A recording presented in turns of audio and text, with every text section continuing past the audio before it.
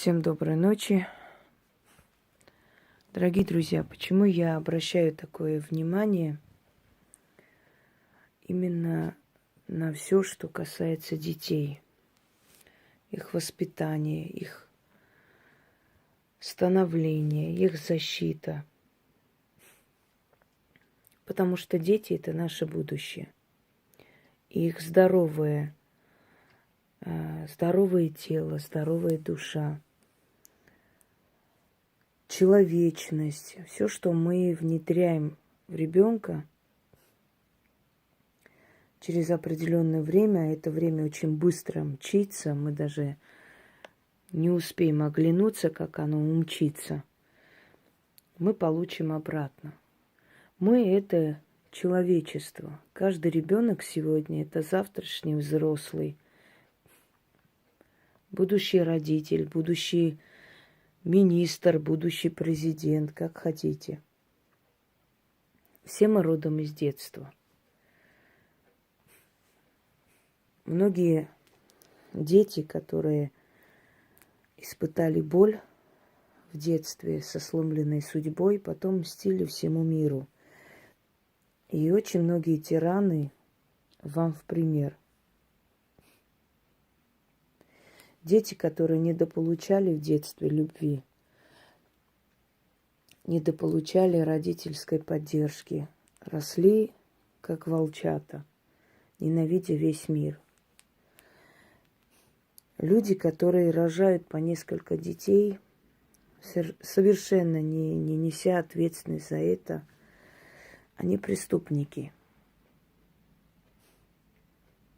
Женщины, которые беременеют ради того, чтобы удержать мужика, они недостойны называться матерями. Но как бы там ни было, не все женщины, не все люди на земле вообще становятся родителями. Они просто воспроизводят себе подобных. Но чтобы стать родителем, нужно быть другом своего ребенка. Нужно отдать всего себя. Нужно своим примером учить, как нужно жить. Ребенок должен слышать от вас человеческие фразы. Неважно, кого вы любите, сколько раз вы выходите замуж, ваш ребенок не должен быть обделен вниманием. Он должен всегда знать, что он главнее для вас и вашей жизни. Одним словом, вы должны быть матерью и отцом.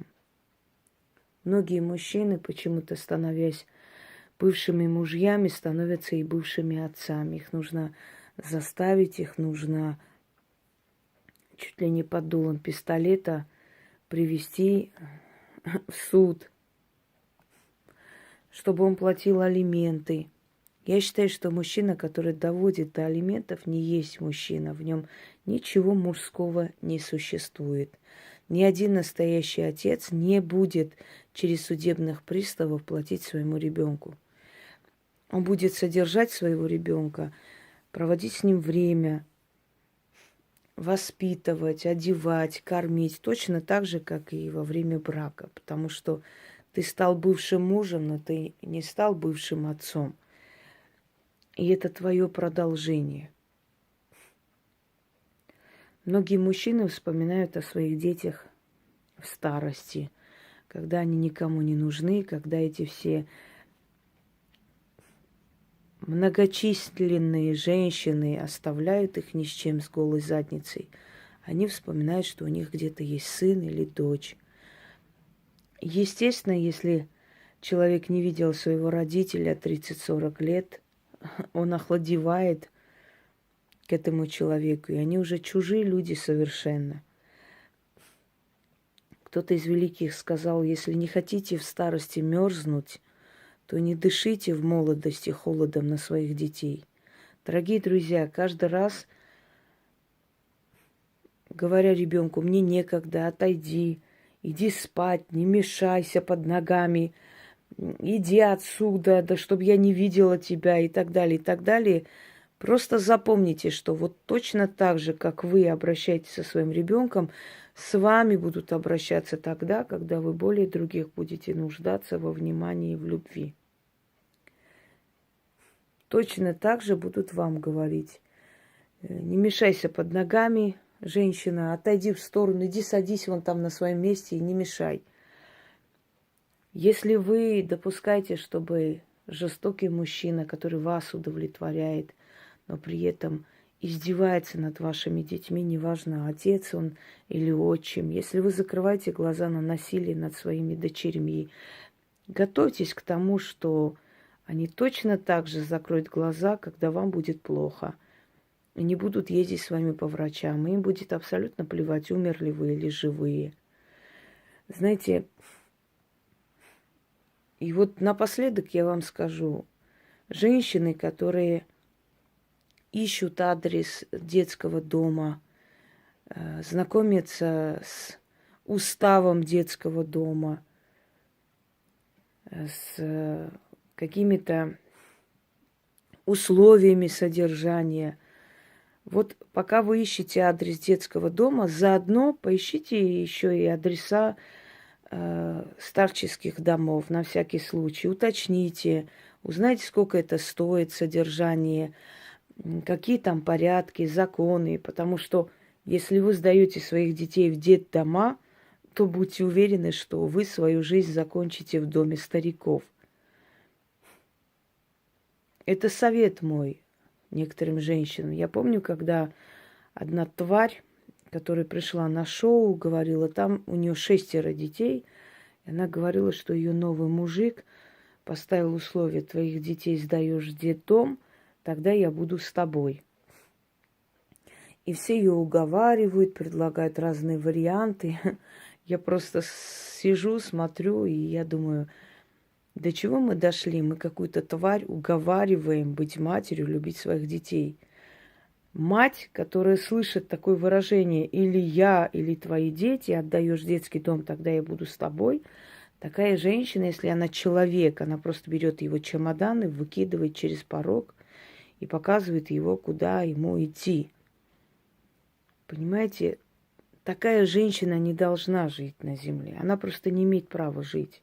Просто нет ей права дышать святым воздухом и поганить это мироздание своим присутствием. Если она даже подумала о том, что я могу своих детей сдать туда, и этот мужик тогда будет со мной. Вы знаете, что делают с детьми в детских домах? Как бьют их, как издеваются. Мне хочется посмотреть вам в глаза и сказать: мрази, как кусок хлеба лезет вам в горло, когда вы знаете... Точнее, когда вы не знаете, сытый твой ребенок лег спать или нет, избили его или нет, поиздевались над ним или нет. Вот как вы существуете на этой земле, как вы живете? Вы понимаете, что время очень быстро пролетит, 20-30 лет. Этот ребенок либо выйдет, пойдет по тюрьмам, либо создаст свою жизнь, поднимется, станет известным человеком. Всякое может быть. Но вот что с вами будет? А ведь таких примеров много, когда потом эти бабы бомжуют просто, под заборами дохнут, еще и жалуются на своих знаменитых детей, что они не хотят им помочь. Правильно они делают. Ты сначала будь сама матерью, потом требуй, чтобы он был сыном, понимаете? Все возвращается, уважаемые. Никогда не бросайте своего ребенка. Ваш ребенок не обуза, ваш ребенок награда. Ради ребенка боги дадут тебе возможность найти кусок хлеба. Ради ребенка тебе помогут люди. Ради ребенка враг тебя пожалеет. Ребенок не обуза. Ребенок — это самый главный смысл жизни, ради которого стоит жить. Ни один мужик этого не стоит, понимаете? Ни один мужик не стоит, чтобы твой ребенок из-за него пострадал даже 5 секунд. Потому что мужчины — это фальшивые существа, а твой ребенок — это твое продолжение. Это твой нос, твои губы, твое лицо. Это ты. Просто, как бы, знаете, так, грубо говоря, во втором экземпляре. Как ты можешь от самого себя отречься? Ради кого? Ради сомнительного, временного какого-то счастья. Разве они стоят того? Между прочим, есть отчимы, которые 100 раз лучше, чем настоящие отцы. Поэтому те, которые говорят, что ради ребенка терпели, Они терпели только ради себя. Их это устраивало. Есть такие женщины, которых возбуждает, когда их бьют, а потом имеют. Им это очень нравится, однако. Так что не все женщины, которые плачут о том, что их били, издевались, были против этого, поверьте мне. И такие есть. Им это нравится. Они считают это проявлением любви. Так вот, вот этот мой кукольный ребенок, который называется кукла Reborn, точная копия младенца. Иногда у меня такое чувство, что он сейчас закряхтит и будет дышать, и заплачет. И вот этот вот неосознанный взгляд ребенка, не понимающий ничего, вот этот глупыш, это вот дитя. Между прочим, такие куклы обычным людям держать опасно, я об этом уже рассказывала, нельзя. Так вот, вот этот пусенок сейчас будет служить для нас, значит, определенным примером для моих работ. Я вам уже дарила очень много ритуалов для детей. Хочу подарить еще. Вот эти ритуалы им много лет. И этими ритуалами я пользовалась, когда хотела помочь своему ребенку новорожденному от коликов в животике, от боли, от беспокойного сна, от запоров, от поноса и прочее, прочее. Я вот сегодня дарю вам эти ритуалы. Я сегодня поговорила с сыном и решила вытащить из своих этих закромов эти заговоры. Переписала по новой, окультурила, и теперь хочу вам подарить. Естественно, они основаны на более древней традиции, как обычно снимали определенную боль. Теперь смотрите. Если вы чувствуете, что у вашего ребенка болит животик. Кстати, эти заговоры подходят и для взрослых, в том числе, хочу вам сказать. Просто начитывать нужно для себя и как бы делать эти процедуры себе. Но поскольку я применяла ребенку, я поэтому и дарю детям. Если болит животик, пучит животик, в их возрасте это часто бывает от молока, от всего. Значит, во-первых, для начинающих мам, когда ребенок ест, нужно чуть-чуть вот так придержать головку, чтобы это все прошло, закончилось. Когда он начнет икать, все, тогда можно положить ребенка. Если ребенок начинает захлебываться, нужно вот надавить сюда, точнее вот в эту точку, делать такой массаж. Он открывает вот эти дыхательные пути и как бы убирает вот этот кашель. Если у ребенка болит голова или он не может спать, тяжелая голова, вот под ухом нужно вот так чесать чуть-чуть под ухом, он успокоится и уснет. Ребенка нельзя очень сильно качать, потому что это влияет на его нервную систему. Родители, которые вечно качают ребенка, чтобы он заснул, они поступают неправильно, потому что со временем это потом проявится. Потом, не удивляйтесь, у меня тетка, значит, педиатр. У меня вообще семья врачей, я очень много знаю про медицину, изучала сама. Одно время меня хотели заставить стать медиком, не получилось. Если ребенок плачет, попросите папу, чтобы он держал руку на животике. У мужчин рука намного теплая, и теплое вот это состояние оно успокаивает ребенка. Потом смотрите, если ваш ребенок капризничает, не успокаивается, вот так вот его в позе зародыша, вот так держите, в позе зародыша, вот в руках вот так, и вот так вот качайте чуть-чуть. В позе зародыша они успокаиваются, потому что они привыкшие в животе матери, значит, находиться в позе зародыша. Это им напоминает об их спокойствии, то есть в их сознании это спокойствие. Мы тоже калачиком сворачиваемся и спим, если заметили. Нам тоже нравится поза зародыша. Мы так чувствуем себя в безопасности. Итак, читать нужно столько раз, пока ребенок не успокоится, не перестанет кряхтеть, плакать или уснет. Ну, предположим, животик, значит, вот так вот ласкать и читать. На перекрестке земля сыра, а в той земле глубокая дыра. В дыре той лежит черная стрела. Она не остра, она не тупа, она не суха. А боль у дитя не остра, не тупа и не суха. Как та стрела засохла, так и ты, боль, засохни да сгинь, и тело его покинь. Истинно так. Буду читать по одному разу, чтобы записи хватило для того, чтобы все заговоры вам передать. Если у ребенка изжога, значит, вот в эту часть нужно массировать или вот эту вот грудную клетку вот так вот массировать. Обычно здесь жжет. И говорим: оса изжога, иди своей дорогой, не жги, не ожигай, а сгинь да убегай истинно. Вот таким образом. Читать, пока ребенок не успокоится. Значит, боль прошла. Оса изжога, иди своей дорогой, не жги, не ожигай, а сгинь да убегай. Истинно. Таким образом.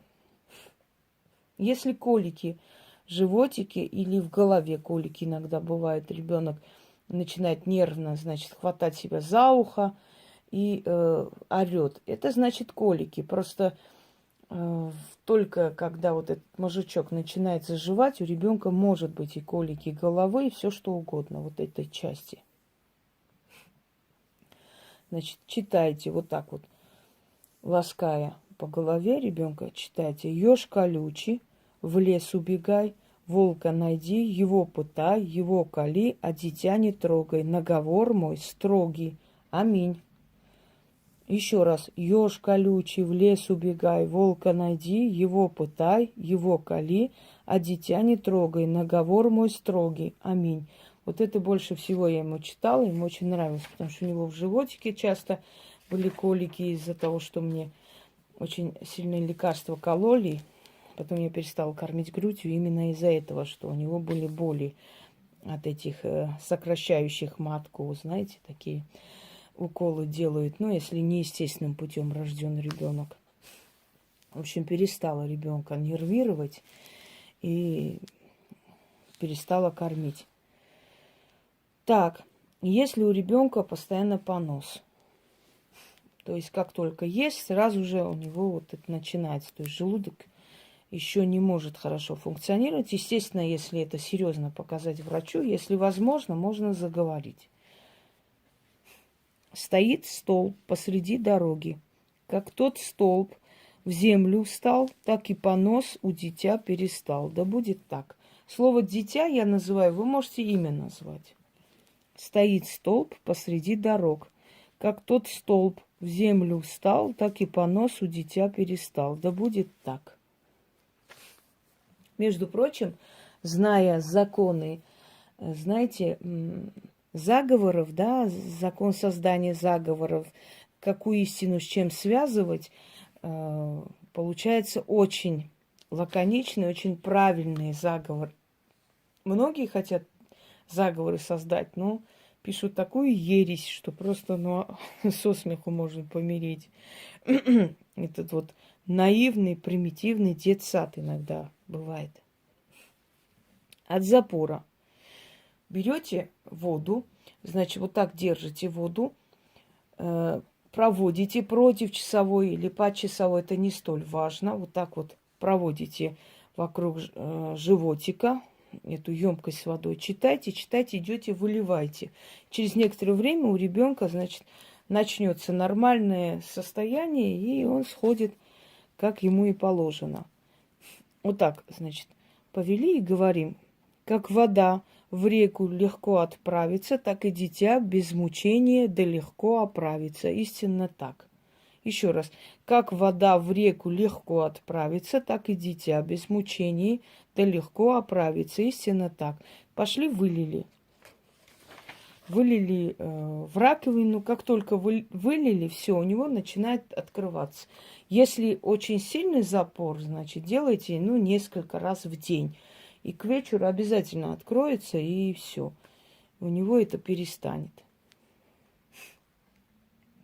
Если у ребенка черви, Ну, естественно, даете лекарства и прочее, но чтобы облегчить это все дело, чтобы быстрее ребенок от этого всего избавился, потому что это не очень хорошая вещь, да, скажем, паразиты в организме.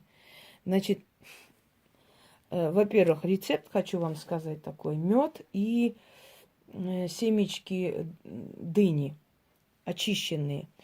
Это взрослым людям. Нужно есть весь день, ничего не пить, ничего не есть. Есть не очень много, есть, например, одну ложку там раз в час. Вот несколько часов надо потерпеть, 6-7 часов. А потом полностью это все выйдет. Или в этот день, или на следующий день. Любой червь, особенно это касается бычьей цепи, есть очень опасный, да, червь, там и прочее, от сырого мяса передается. Если человек, знаете, бывали моменты, когда человеку ставили онкологию, не могли понять, что у человека оказывалось, что вот именно этот червь там находится, делали потом снимок и понимали, что столько лет человека мучили из-за вот этой вот... Она же лезет везде, она лезет во все органы, лезет в печень, в сердце. Это очень опасная, страшная вещь, поэтому... А вот мед, скажем, с семечками, да, дыни, она как бы собирает, глушит его, собирается она воедино, вот эти щупальцы все вытаскивают, потому что если его просто вытащить и как бы оторвать, и если какая-то часть останется в организме, она снова начинает расти. Она полностью должна упасть. И потом обратите внимание, чтобы голова этого червя действительно вышла. Есть, увидите, поймете, что это голова червя, она несколько метров практически просто. И если голова вышла, значит все, больше там ничего нет. И человек идет на оздоровление. Так что имейте в виду, это очень старинный и очень эффективный рецепт. Это первое. Но ребенок-то не съест это все, поэтому ребенку нужно помочь. Значит, вот так вот держите рукой за животик, положите руку на живот и говорите: место червя в земле, в коре дерева, да во всякой грязи, но не место ему в тебе. Червь, убирайся восвояси. Выйди, червь, по повелению моему, и отползи. Да будет так. Еще раз. Место червя в земле, в коре дерева, да во всякой грязи, но не место ему в тебе. Червь, убирайся восвояси. Выйди, червь, по повелению моему, и отползи. Да будет так. Вот сегодня вот это количество заговоров я вам дарю. Хотя, у кого есть желание, можете открыть. Есть огромное количество заговоров, подаренные детям, точнее родителям для детей. Поэтому есть и от плохого сна, и от невроза, и от много чего, что мешает ребенку, скажем, спокойно спать, жить, кушать и прочее, прочее. Что сказать? Пусть ваши дети будут здоровы не только физически, но и духовно. Потому что это очень, очень важно. Это будущее население Земли. И как мы их воспитаем, так наше поколение, собственно, и пойдет.